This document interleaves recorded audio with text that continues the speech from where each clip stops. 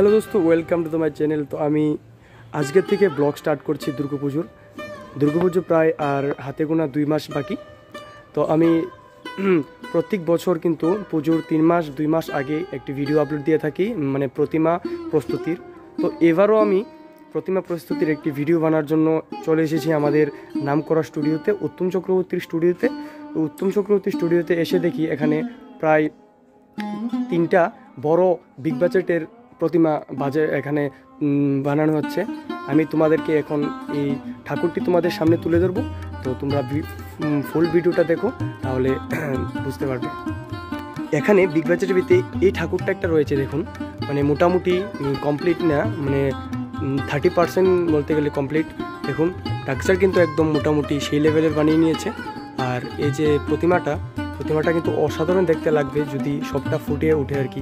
এখনও কিন্তু কোনো কাজ কমপ্লিট হয়নি, মাত্র ঠাকুরকে মাটি দিয়ে চট দিয়েছে, আর প্রায় অনেক কাজ বাকি রয়ে গেছে। দেখুন এখানে রয়েছে লক্ষ্মী এবং গণেশ ঠাকুর। দেখুন সামনে থেকে কিন্তু দেখলে অনেকটি বড় দেখা যায়, কিন্তু ভিডিওতে কীরকম দেখা যায় কিন্তু আমি বলতে পারছি না, কিন্তু সামনে থেকে তোমরা দেখলে অনেকটি বড় দেখতে পারবে। গতবার মানে 2023 সালেও কিন্তু আমি প্রায় 2 মাস আগে একটি ভিডিও আপলোড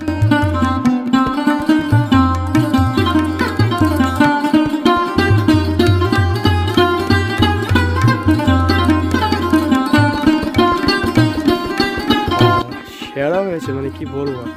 উত্তম চক্রবর্তী এখানে কিন্তু নাম করা রেকর্ড করা মূর্তি ঠাকুর, মানে কলকাতায় যেমন কুমারটুলি রয়েছে বিখ্যাত কারিগরের, তো এখানেও কিন্তু আমাদের আগরতলাতে রয়েছে উত্তম চক্রবর্তী স্টুডিও। তো দেখুন খুব সুন্দর প্রতিমা এখানে তৈরি হচ্ছে। আমি আরও একটি ভিডিও আপলোড দিয়ে থাকবো, মানে প্রতিমাটা মোটামুটি কমপ্লিট হওয়ার পরে, মানে ঠাকুরের মুখটুক যে সময় লাগাবে ওই সময় আমি এসে আরেকটি ভিডিও আপলোড দেবো তোমাদের সামনে।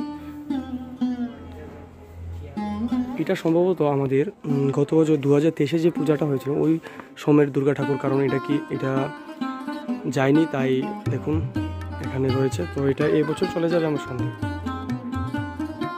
কারণ এগুলি কিন্তু গণেশ পুজো আর বেশি দিন নাই, হাতে গোনা আর প্রায় এক দেড় মাসের মতন বাকি। তো এখানে কিন্তু গণেশ ঠাকুরও বড় এখানে প্রস্তুতি হচ্ছে। দেখুন এখানে 3টা গণেশ ঠাকুর বানানো হচ্ছে। তো আমি পরের ভিডিও বানার সময় ওইগুলো দেখাবো। এখন এটি পলিথিন দিয়ে ঢাকিয়ে রেখেছে, কারণ কি বৃষ্টি হঠাৎ এসে পড়ে, তাই। এখানে কিন্তু একটি রয়েছে একচালা ঠাকুর, মানে এক চালাতে যে কোটা ঠাকুর বসা, গণেশ, লক্ষ্মী, দুর্গা, কার্তিক, সরস্বতী সবকটা মিলে একচালা ঠাকুর বলে এটাকে। তো এখানে কিন্তু একচালা একটা ঠাকুর বানানো, প্রায় এখানে 6-7টার মতন একচালা ঠাকুর বানানো হচ্ছে। দেখুন